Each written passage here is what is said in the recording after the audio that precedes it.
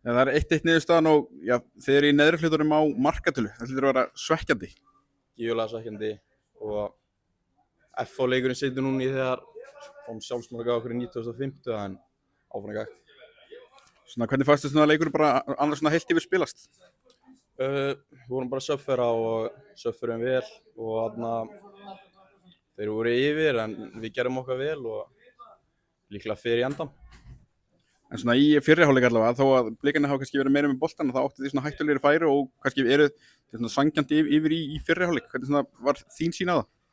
Klálega, það er erfitt að mæta okkur gífurlega fljótið fram að og í transition og counterinum þá ráða engi við okkur, skiljum við.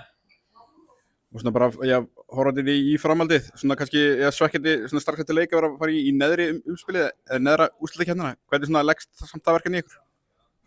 Bara drullu vel. Vinnum fórstættabeðleikaðirinn og höldum áfram að gera okkar vel og klárum þetta tímabil vel og bara áfram gakk. Takk fyrir.